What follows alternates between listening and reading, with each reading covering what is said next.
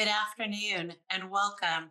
Thank you for joining us for today's webinar. My name is Beth Marsh and I am the Director of Membership for the Organization of the American Historians.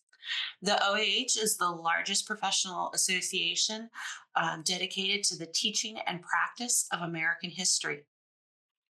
The Organization of American Historians is located on the campus of Indiana University, Bloomington. We wish to acknowledge and honor the Indigenous communities native to this region and recognize that Indiana University Bloomington is built on Indigenous homelands and resources.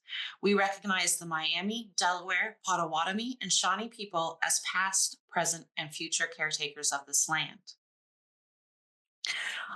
Just a few housekeeping details. If you have questions for our panelists this afternoon, please use the Q&A feature rather than chat. Although if you do end up putting it into chat, I will make sure it gets where it needs to go. You can reach me during chat at any point if you have questions for me or for the OAH that's not related to the webinar. And with that, I would like to go ahead and introduce our host this evening. Scott Williams is an associate professor of history at Weatherford College, a community college just west of Fort Worth, Texas. He has a BA in history from Rice University and an MA in history from Penn State University. He has taught at Weatherford College since 2006. He is the vice president of the Faculty Senate and the co-creator of the Weatherford College Learning Community at Weatherford College. He is also on the Committee on Community Colleges for the OAH, having just finished a 2-year term as co-chair of the committee. He was named Faculty Member of the Year at Weatherford College in 2014. Welcome, Scott, and thank you for joining us this afternoon. All right. Thank you, everyone. Just so you know, we're a panel of community college instructors here. I'm going to introduce my three co-panelists here. I'm going to be moderating, leading with asking them some questions that we have prepared ahead of time, and then having ones that you have added into the chat and or Q&A at the end of it so we can answer some of your questions as well. But I'm going to first run through the bios really quickly of who we have on the call here with us. Have Clarence Jefferson Hall Jr., or Jeff as he goes by. He's an associate professor of history at Queensborough Community College of the City University of New York. In addition to the U.S. History Surveys, he also teaches courses in U.S. environmental history and New York history. Hall's research investigates the intersectional histories of race, environment, and incarceration in the U.S. His first book, A Prison in the Woods, Environment and Incarceration in New York's North Country, was published by the University of Massachusetts Press in 2020. He is currently working on a new monograph focused on the environmental history of the New York City jailing complex at Rikers Island, which will be published by the University of Washington Press. Next, we have Dr. Meredith May. She is a professor of history and the chair of history, government, and geography at Kilgore College. She earned her PhD in 20th century U.S. history from Texas Christian University, where she currently serves as adjunct faculty in the Master of Liberal Arts program. She served on the boards of the Gregg County Historical Museum, the East Texas Historical Association, and Junior League of Longview, the East Texas Alzheimer's Alliance, and as a commissioner for the Gregg County Historical Commission. Dr. May is also one of the co-chairs of the Committee for Community Colleges within the Organization of American Historians, the chair of the membership committee for the Southern Association of Women Historians, and on the planning committee for the Walk to End Alzheimer's and the steering committee for the Longview 1919 Remembrance Project. And last but not least, James David Nichols is an associate professor in the Department of History at Queensborough Community College, CUNY. He received a BA in History and a BA in Art from Northern Illinois University in 1998, MA in 2006, and PhD in 2012 in History from Stony Brook University. His research specialties include the history of race, labor, and borderlands. His monograph, The Limits of Liberty, traced the history of fugitives from slavery and peonage in Texas and northern Mexico during the 19th century. He is currently working on a new monograph, tracing the rise and fall of debt peonage and servitude in the years surrounding the emancipation of slavery in the United States. It is tentatively entitled A Fate Worse Than Death. So welcome, everyone. And if y'all want to go ahead and turn on your cameras and so everybody can see you. And I'm going to, as I said, run through a couple of questions. I've got 5 questions prepared, but we'll see how many we get through before leaving time for your Q&A at the end. And so I'm going to open and I'm going to vary up the order here. I'm going to start with Jeff on this one. Could you briefly share how you came to this career? What drew you to community college teaching rather than other educational settings? Well, thanks for the question, and thanks for letting me be part of this. I think just very simply, I needed a job. I think that we probably all experienced this finishing school, and so uh, needing a job, not really planning necessarily to work in a community college setting when I was in graduate school. Really didn't cross my radar that much, but um, the opportunity arose, and thankfully, and maybe we can talk more about this later on.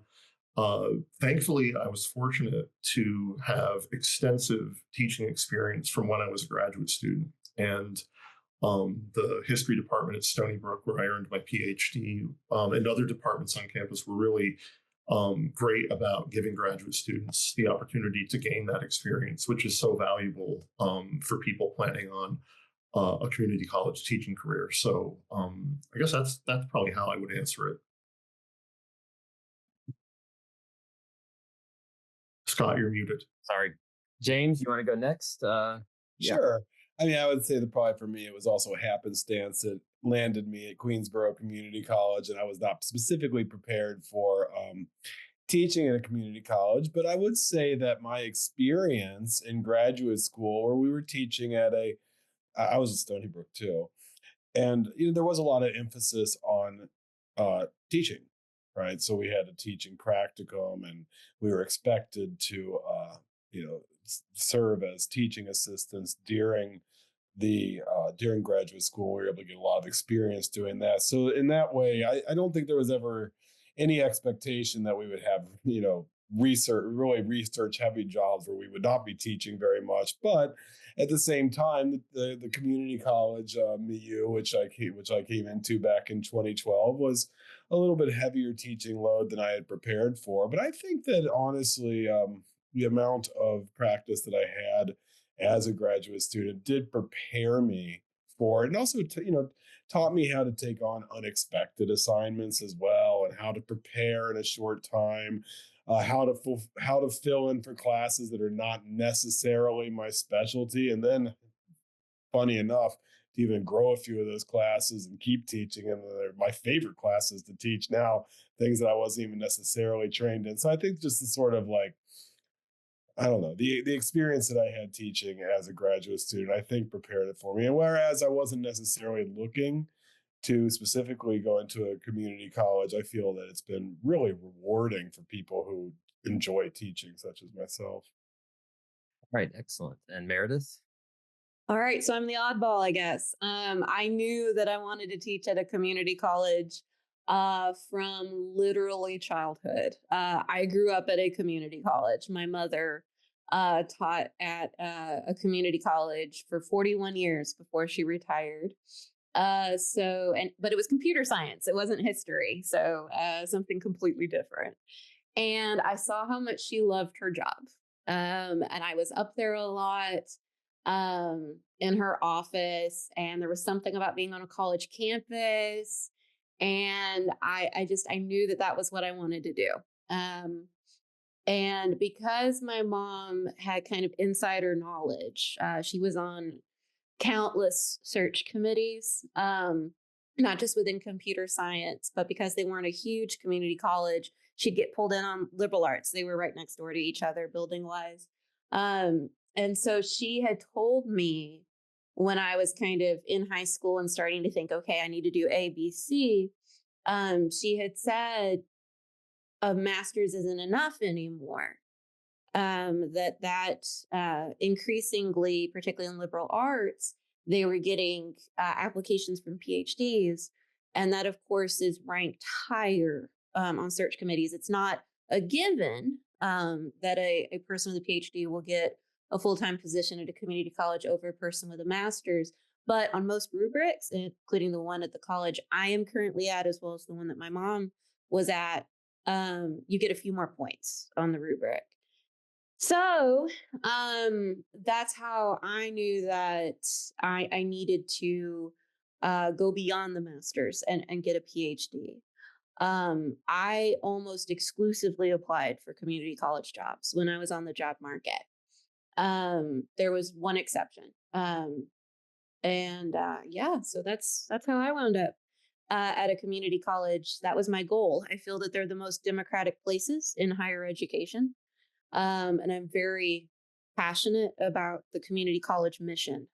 So I didn't fall into it. I sought it out passionately. All right. Well, thank you to the three of y'all, and I just will pipe in really quickly. I only have a master's, so I think I'm the only one here who only has a master's on this particular panel right here. And my mom did teach at community colleges for 25 years as well, so it was certainly something in my family. Okay, well, Meredith, I'm actually going to start with you on this next question because you already kind of dealt with it a little bit in what you were talking about. So the next question is, for those considering a community college career, what qualifications and experiences would you recommend they pursue? And how does the hiring process typically differ from four-year institutions? Again, you already started us on this, so I thought if you wanted to keep going. That's perfect. Also, as a department chair who has been, we just hired 2 new faculty, and I've been on a bunch of search committees. And while I was at TCU, I was on the other end of it and saw the process at a university. So I've seen it all. So what we value on that rubric that I was referring to when we're ranking applications, what we're looking for beyond the bare minimum. So you must have a master's degree, bare minimum, and then 18 hours within the field that you're teaching. So if you've got that, okay, that's the bare minimum. What we're looking for after that is teaching experience. So what kind of college level teaching experience do you have? Now, a lot of us, I know that both of my fellow panelists referenced the fact that the graduate program that they were in provided some teaching experience, mine as well. So TCU put us in the classroom. But because I knew where I was headed, because I knew that was what I wanted, I also sought out adjunct positions at the local community college while I was in my PhD program, so that I could say that I not only had teaching experience, but it was specifically at a community college, because that doesn't matter. But teaching experience at all is great. Then we look for I'm speaking on our rubric. We're looking for experience possibly with teaching in different modalities. So have you taught in person? Have you taught online? Hybrids? The more variety, usually that's going to rank you better. After that, things that are kind of icing on the cake would be any kind of dual credit experience, because every now and then you'll have dual credit students, so students who are enrolled at both the high school as well as college. That's again just kind of an icing on the cake situation. And then again, we're just looking for kind of evidence that you understand the community college mission. So is this going to be a shock to you whenever you get to a community college and your load is a 5.5, and that's the bare minimum? In all likelihood, it's going to be more than that. Are you prepared for the fact that we think it's great that you do research, but we honestly don't care that much? And if you have funding for it, you're lucky, and you should be aware of it. That kind of understanding helps of what it is that we do, who it is that we serve, the student population that we serve. So if you can indicate in cover letters that you understand who we are, what we do, lead with your teaching, not with your research, that sort of thing. And that differs very much from a four-year university where it's usually flipped. Even a teaching university, they still want to know that you do research usually. I know at TCU, the many candidates that I saw, I mean, we had Ivy League applicants with tremendous research, and they fell on their face during their teaching demonstration, and they didn't get the job. So because it was still very much a teaching university. Uh, Typically, the application process is not as burdensome in terms of what you need to turn in. Um, we don't expect you to come for several days. In fact, it's probably not going to even be a day, a full day, anyways, in terms of your interview process if you make it that far. Um, so those are kind of the big things. We want you to understand what it is that we do, and we want to see that you value teaching because that is what we do. All right. James, would you like to add to what she said? I think she gave us a really good basis there. So I'll let both James and Jeff, I know you were both at the same college, but if y'all want to add to that as well, go ahead, James. Yeah, for sure. I mean, I second pretty much everything that Meredith says. I mean, certainly whenever I've been on a job search committee, people who have experience teaching at community colleges and as adjuncts too, that counts just as well, do get a little bit of an edge over people who haven't. And yeah, it's true that, the Ivy League degree is not necessarily going to get you in the door at our community college, just because we do want to know if you have experience with students from diverse backgrounds, as well as students who are more traditional and students who are less traditional, students of all different ages as well. And that, you're going to go and you're not going to be shocked by, like Meredith said, either the load of the teaching or the, diverse array of student skill sets that they bring into the class as well. As far as the research is concerned, CUNY's a little bit different. We do care a little bit about research, actually. So, people who interview at the CUNY community colleges, at least, are going to be asked to talk about their research as well as present as well as to present the class. And I think that the general culture here at CUNY is also that, being involved in research, or at least being involved in scholarship, helps your teaching stay up to date as well. So there's a little bit more of an emphasis, at least here. I don't have experience with other community colleges outside of CUNY, but there's a little bit of a little bit more emphasis on that. But certainly it's the teaching demonstration, right? I've heard story after story about people who just ace the teaching demonstration, or people who kind of fail it. And ultimately, I have learned that the teaching demonstration is what kind of makes or breaks your prospect as a job applicant at least at our community college. All right, Jeff, anything you want to add to it? I know we've had very comprehensive there, but anything you have to add to that? Just a couple points from personal experience. One, I would say, and this is something, again, looking back, that I think if I could go back in time, I would make this change. Work on your interviewing skills, because when I went in, I started as basically a visiting faculty member in the history department at Queensborough. The interview I went for, I thought, was for an adjunct position. So in all honesty, I didn't really do a lot of preparation for it. And when I arrived, I was shocked to find out it was an actual real interview. And I mean, I acquitted myself well, and I answered the questions, and I got that visiting position, which I then later applied for the tenure track position later on. So really working on interviewing skills, finding a trusted friend, colleague, family member who will be willing to work with you and ask questions and critique you. I think that's extremely valuable.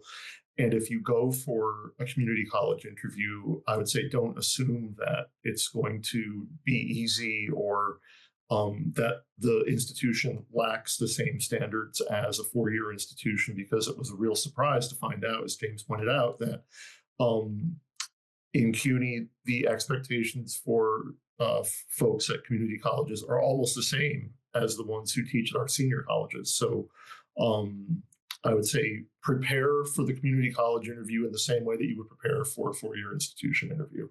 The other thing I'll just mention quickly, and I'm sure everyone listening to this conversation knows this, it's really important to, as early as you can in your student career, professional career, start establishing a network that could, if you want to teach at a community college, there are usually adjunct opportunities available. I think that can be really helpful, because if the department does subsequently run a search, you may be the internal candidate that they want. And, you really might be positioning yourself really well for a permanent position if you start building that network early on, and if possible, start teaching a class or two a semester for the department. So that's all I would add to what Meredith and James said. And their comments were actually, made a couple notes here. They said everything I said, so, or I wrote down. So that's all I'll add.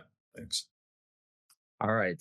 Thank you. And I will add, just from my own personal experience, having also, I'm entering my 20th year teaching at community college, and I also have been on multiple hiring committees for history and other things. And I wanted to build on what Meredith said. The other thing we look for diversity wise these days is also your ability to teach 8-week sessions, 16-week sessions, 12-week sessions, summer sessions, evening classes, Friday classes, Saturday classes, whatever may be asked of you there. And yes, and acknowledging that a 5-5 load is just a starting point as far as what you may do. And I definitely am not one that does a whole lot of value of research either. So you're hearing different perspectives from different ones of us here. So that the last thing I would say before I move on to the next question is, and this is true of any place you go, which is kind of what Jeff was saying about the interviewing side of things, which is just make sure you understand where you're going, what the place is, what it is that they value. Don't just go in thinking, I can't remember, James or Jeff, one of you said it, just like, oh, well, this is kind of a lower end thing. It doesn't have quite the same standards or whatever, just go in, look at what they're doing, what the people are doing there. If they've got, a lot of times community colleges don't have as much of the fancy web pages with all the information on it. I know we do not where I am, but find out things about your about the people who are in the department. What do they do? So that can kind of help guide you in what type of questions you might be asked, and also just how to present yourself. All right, the next question, and James, you sort of mentioned a little bit of this, so I'm going to dive in with you first on this one. You're talking about the diversity of the type of students that we have. So many community college students are not our traditional students. They're juggling multiple responsibilities outside the classroom. Some community colleges have a lot of those just straight out of high school, full-time students living on campus, if you have anything on campus as far as living goes. But a lot of them are full-time parents. A lot of them are working full-time jobs. They're caring for others. They have significant commitments outside of just, being a student. So how do you approach that? How do you design your courses around that? How do you prepare for, and how would you suggest other people prepare for teaching this kind of diverse population? Oh, you had me start with the easy one. So yeah, right. Well, I mean, there are different modalities now. I mean, certainly after 2020, we have a whole offering of online classes that we didn't have before. This certainly opens up the classes to people who might traditionally have not had the time or the wherewithal or even the transportation to get to colleges. So I actually find that online classes, although that's a whole nother seminar, has actually opened up a lot of opportunities for students who otherwise wouldn't be able to get to college. So in that sense, I think just making it fit their schedule rather than, making them conform to our schedule is one way that we can do it. But I mean, I also think that, the way you teach, you need to pitch your class so that it can, hit a lot of different registers. I mean, there's people who, well, I guess there I'm talking about academic preparedness, right? Which is another question, because I guess there's this idea that everybody comes into community college unprepared, but that's actually not true, right? We have a lot of students who come in who are, trying to save money or can't move away from home yet. And, you have to figure out a way to pitch your class both to them as well as to people who maybe do need a little bit more catch up in their skills. So there's that. As far as providing opportunities for non-traditional students, though, and to open up your class in such a way, I mean, I just think that you have to take into account that a lot of your students they're going to have things come up in their life that you are going to have to account for. And ultimately, I mean, I don't know how to say this in any other way than just try and be there and meet them halfway, right? So I don't know, this is all honestly, this is something that I'm still thinking through quite a bit. But I do think that providing opportunities for non-traditional or for working students or for families to take classes, whether it's night classes or online classes that fit their schedule, goes a long way towards accommodating people who've often been left out. And like Meredith said, I mean, I also believe that the community college is, the most democratic form of college education. So I feel like providing opportunities for those students and meeting them halfway is not optional, right? It's just something that we have to do. Well, I will go ahead and lead into that. And Meredith, he just followed a few, so I'll let you answer this question next. All right. So I think knowing the community that you serve is very important. Each community college serves different groups within their community. So, for example, we're a rural community college. I know that the experience having adjuncted in a urban community college, it's a different vibe. They're coming from a different experience. So understanding the community that you serve is very important. Also understanding what resources are available to your students, because James did a very good job of covering the fact that we serve students. I've had a classroom that's had students fresh out of high school all the way up into their 70s, going back, kind of get that degree because they can. It's for fun at that point. She said, anyways. And so you're going to have this big melting pot of a classroom. But beyond that, there will be more need. Not that four-year universities don't serve students who have needs, but usually they have more robust student services than we do at the community college level to connect students with resources.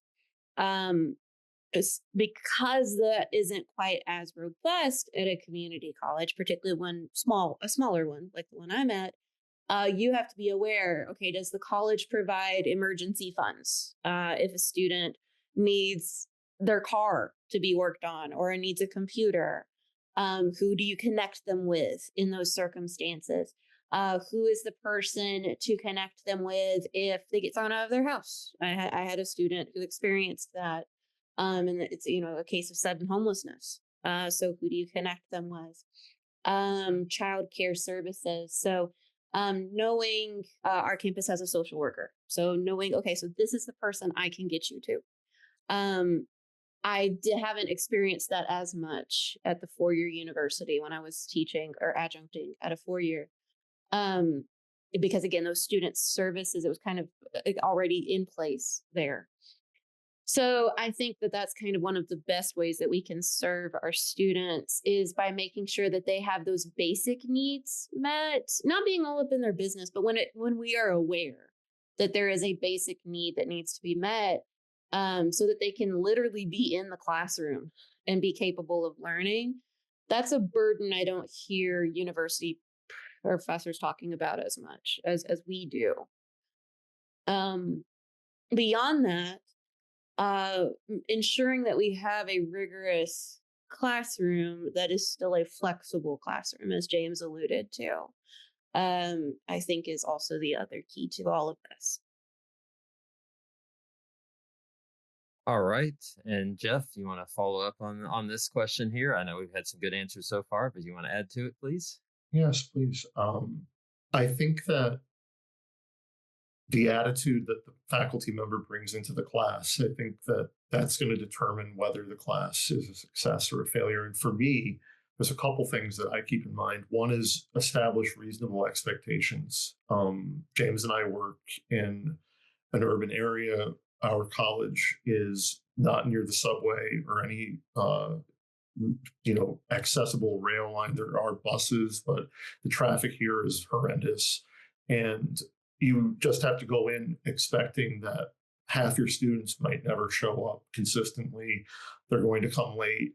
They're going to miss deadlines. So as Meredith pointed out about being flexible about deadlines, working with people, meeting them where they are, within certain limits, obviously, but not not going in expecting that this is going to be a class where students are going to be waiting outside in the hallway for you to unlock the door, and that they're all going to show up on time and they're all going to meet deadline consistently every time. I think understanding the various challenges that folks are dealing with outside of school makes the teaching experience for the professor more rewarding than becoming frustrated or angry when students who are caregivers and who have full-time jobs and who have trouble getting to campus when they don't necessarily meet whatever expectations have been established. So I think that helps. And also just something else that I remember a professor from Stony Brook sharing with me when I was still a student, this idea about students taking away from a class whatever is important to them. So they're not all going to become historians. They're not all going to enter this profession. But if they take away something positive from the class, if they become historians, great. But each of them will take away something different. And so I think it's important to also keep that in mind, that we're going to teach the same material to our students, but for each of them, its value is going to be different. And I think we have to be okay with that, some of them are just checking a box for graduation. Some of them are genuinely interested in the topics. Some of them might be bored by some topics and interested in others. And I think that, again, that's part of being flexible, is like accepting that some of your lectures are going to be dry and boring and they're going to sleep and they're going to walk out, and then others are going to be, are going to hit them for different reasons. And so I think being kind to ourselves as professors is equally important to being kind to our students. I think that makes for a positive learning environment. All right. Yeah. Thank you, everyone. And just to build off of that last, the last point you were talking about there, again, I'm coming up on 20 years teaching at my community college. I teach generally about a 7-7 load. So lots of students regularly. And I could probably count on one hand the students that I know became history majors. That's not, again, the environment that we are necessarily teaching, at least, in Texas, where Meredith and I both are. Every student at a public college or university has to take both halves of the U.S. history survey. So we are teaching a completely required class. And so I think, Jeff, you were kind of alluding to a lot of that there. All right. Well, looking at the time, and want to make sure I have some time for the Q&A coming from all of you that are watching here. I'm going to skip ahead because I think we kind of addressed some of that just now with the next question I had. So I'm going to skip ahead to the last one. And this one's kind of where we're going from here. So looking ahead, what changes do you anticipate in community college history education, and how can new or aspiring faculty prepare for these developments?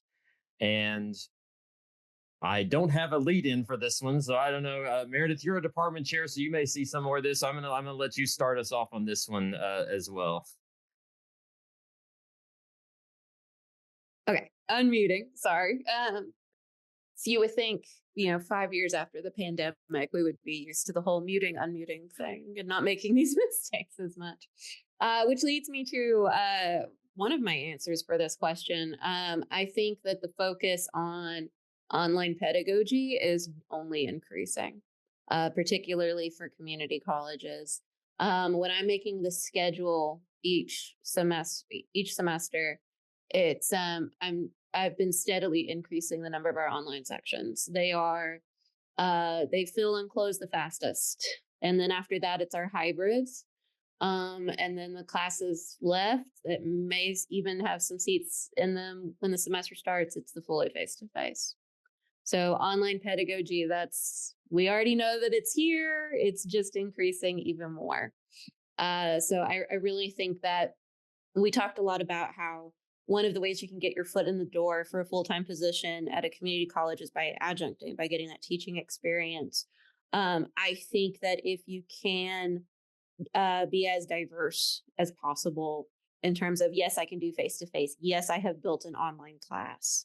Yes, I have taught a hybrid class. I'm fully familiar with how an LMS works, and the kind of assignments that are engaging in an online platform. Because, and again, like James said, that's a whole other webinar, but that is something to keep in mind, that we are looking for somebody who can be engaging online.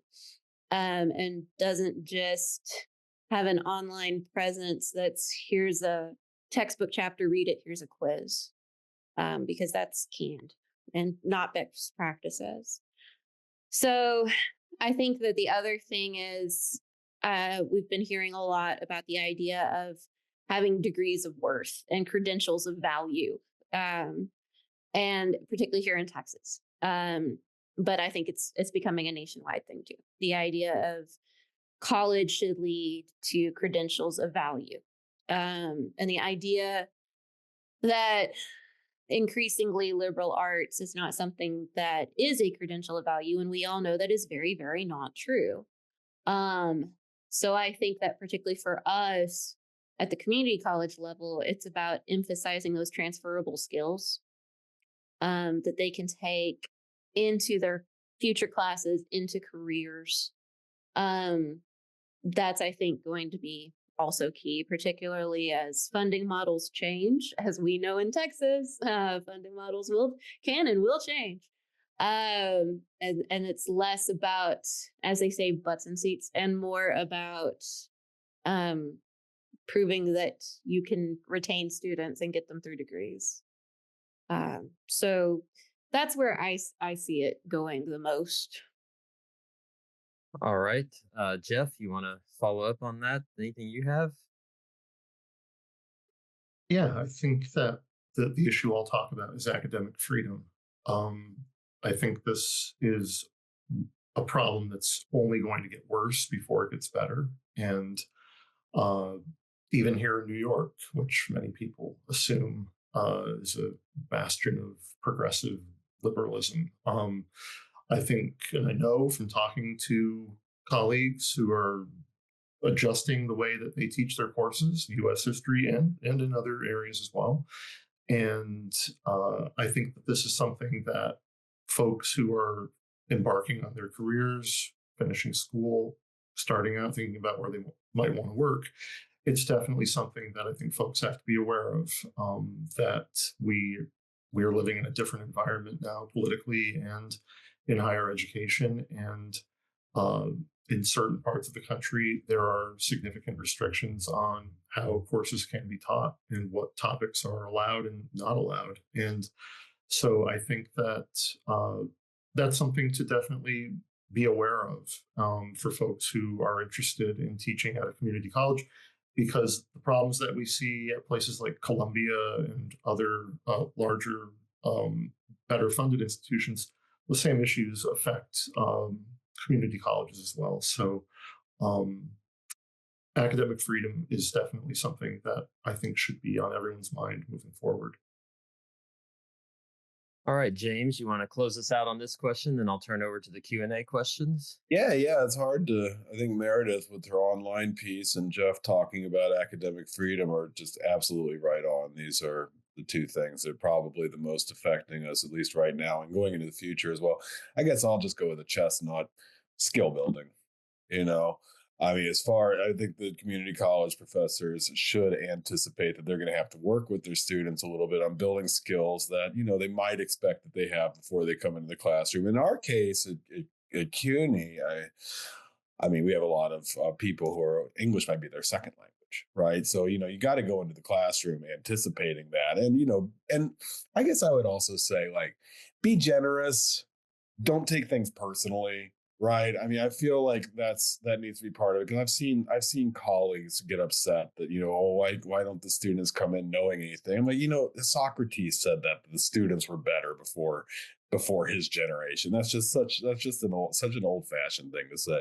But I mean, I do think that it is true that, just the we should come in anticipating that we are still going to be helping to build the building blocks of future learning, right? And that's always been the case with community college, if not all education. But it continues to be the case. So yeah, I mean, online teaching is a new thing, a new direction to prepare yourself for. But it's also, we need to keep in mind that we are particularly going to need to help students build some of their skills as well. All right. Well, thank all of you. I'm going to turn over to the Q&A, and I've got it open here. So I'm looking at the Q&A questions, and we don't necessarily need an answer from every single person on each one of these, but there's two people are asking essentially the same thing. So I'm going to start with that question, which is essentially, how do you find out about job openings at community colleges? Where do you go and look? They're not published always in the same places where a four-year college it might be published. One person asks, is it mainly through connections and referrals, or just how do you find out about what job openings there are? So anyone who would like to answer that. I mean, a lot of them are posted on HNet these days. So yeah, the HNet, you have to pay to put jobs on highered.com. And funding, this is going to be a theme with me as a department chair. Funding is an issue, so we post it Indeed. Yeah. Yeah, I was going to say. Yeah, go ahead, Jen. Sorry, I was just going to say, Indeed is actually really good for sometimes jobs that are not on HNet or higher ed jobs are posted on Indeed. You have to you have to set up filters and everything to make sure you're not wading through tons and tons of, irrelevant jobs, but there are jobs on there that are not posted elsewhere. Yeah, and I think the informal networks sometimes include adjuncts, which is what I'm going to lead to one of our other Q&A questions here, which is about how do you get a job as an adjunct at a community college, especially if you don't have a lot of teaching experience, because you're having to sort of present yourself there as someone who can teach without sort of having necessarily a big background in teaching, because we've talked about, several of us have talked about how that's a lead into it for sure. So how do you go about that? I mean, Meredith, I know you're directly hired adjuncts. I'm not sure, James and Jeff, if y'all have been responsible for that in any way, but yeah, I mean, how do you get an adjunct job at a community college? We talked about that as a pathway in. So with our adjuncts, as of right now, I don't have any that I've hired who didn't already have some previous teaching experience, either K through 12. So that does carry some weight if they have any kind of middle school, high school teaching experience. What I was able to leverage, because the thing is, like, how do I get adjuncts experience if I don't have experience? It's the chicken egg thing. So when I applied for adjunct positions and got an adjunct position, what I leveraged was I had experience tutoring, like extensive supplemental instructor experience. And so I was able to kind of leverage that into the adjunct position that I got. So if you have something that you can talk about that is a cousin of teaching, that can be helpful. Yeah, and I would follow up on that it's also is somewhat dependent on how desperate the department is for adjuncts, because I know we at my community college, we are dramatically shrinking the full-time employees and dramatically raising the adjunct employees, and that is really opening up a lot of opportunities for new adjuncts. In fact, I know I've been asked by my department chair, like, if you know anybody who is willing to adjunct, we are looking for people to do it. And so I'm not saying that means that there are no standards as to who we get in as adjuncts, but that's really going to be, it never hurts to put an application in for any place that is asking for it, because usually if they're asking for adjuncts, they have a need for them. And just, and you have to be very flexible with adjuncting as well, because you may be asked a week before the semester starts to take on a class. Like, if you put an application in for an adjunct, you may hear something a week, several days before, or if you're lucky, several months before. You just never know how that's going to work. But I know that we have brought in people very close to the start of a semester. And on the flip side, don't have that money spent if you get assigned a class like ahead of time, because if a full-timer loses a class, they will yoink that class right out from under you. It's the nature of the beast. That's true. I would also say it wouldn't hurt to email department chairs. Our chair keeps a file of CVs that he receives, and I know that our current adjunct, I'm not sure how long his CV had been in the file, but he had no teaching experience before he started teaching with us. And from what I hear, he's really progressed nicely in his instructional practice. But that job came as a result of, I think, him sending a CV in and it's sitting in the file for a while, and then the opportunity coming up.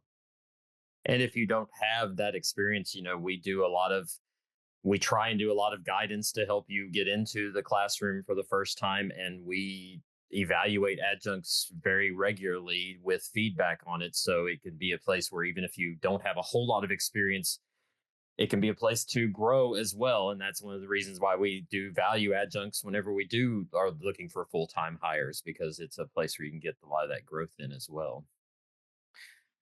I've got a couple of other questions that I'm going to kind of group together here as well, which is, what about people who don't have a background in history, whether they're coming at it from, adjacent fields to careers in the field that maybe did not involve teaching or something like that? How is that valued or looked at in either the hiring process or the adjuncting process if they don't have sort of the traditional MA, PhD in history specifically? It's going to be hard. Well, we have an archaeologist in our department who had never taught history, but she's really, I think, done an excellent job of picking up our ancient history class and incorporating her own skills as an archaeologist into her teaching. And so we also had a rabbi teaching as an adjunct when I first started working in the department. And I'm not sure what his teaching background was, but he was there for a long time teaching as an adjunct. So we've had at least a couple that I know of who were not necessarily traditional people with historical training who sort of found their way into the profession. You do have to have, at least if you're accredited through SAC COC, you've got to have those 18 hours, 18 graduate hours, or they will, they'll tell you real quick, you cannot be doing that. You'll get a black mark next to your college's name. I will definitely say that that's one of our first weed outs when we get applications is that you go through like, nope. And we get a lot of them, I will say. So certainly make sure that you put that forward very prominently, that you've got at least the basic credentials, make it easier for us going through the applications. Sorry, Meredith, I just want to jump in there real quick. No. Yeah. That's exactly what I was saying. Like that's your bare minimum right there to get in. Do you have a master's in something? Doesn't matter. It doesn't have to be history. We had, so like Jeff was talking about, we had a guy who taught our religion classes who adjuncted history because he had the 18 hours. So that was totally fine. All right. And again, we got a lot of questions coming in, so I'm trying to group them into things. And this is going to pull kind of on what Jeff was talking about with the academic freedom side of things. There are several questions that come in of kind of what freedom do we have to design our own syllabus, design how our class works, design all that. Is it something that is, does it vary by college or, vary by what happens? Just what's your feedback on kind of what your freedom in the classroom looks like as far as designing and running the classroom? Yeah, I mean, I have freedom. I can teach pretty much what I want. I mean, we get observed, so there's some accountability, but no, ultimately, if I only get up to the Whiskey Rebellion in History 127, it is what it is. Yeah, we have some required curriculum, and again, this goes back into like Texas state requirements, that SACS requirements, that sort of thing. It consists of like, we have a department agreed upon assignment that covers the assessment base. But other than that, you can, and this is true not just for our full-timers, but also for our adjuncts.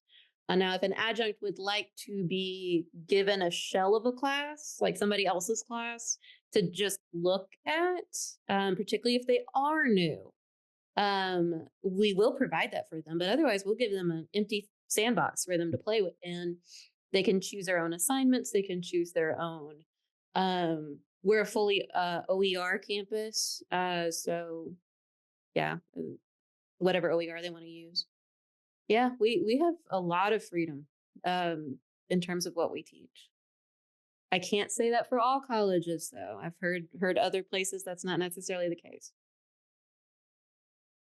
Just to add a word about this, echoing James's point, we have almost total freedom in how we design our courses.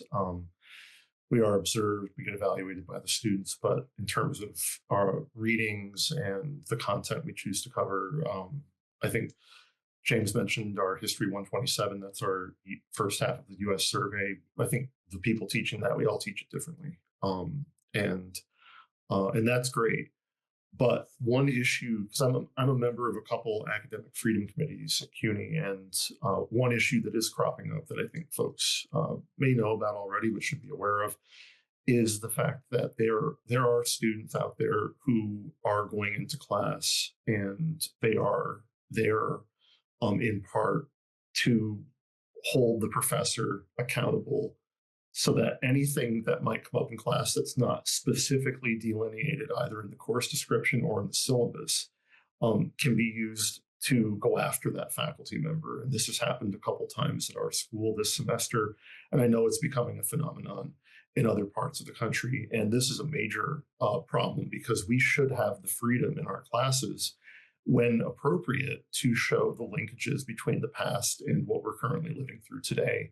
And I know that in a couple cases at our school, this has come up where a professor might have made a side comment about something connecting past and present, and then a student filing a complaint and saying, well, the professor said this in class, and this is not in the syllabus, and it's not in the course description, and therefore it's not allowed. So I think in terms of designing courses and content and assessments, there we have complete freedom.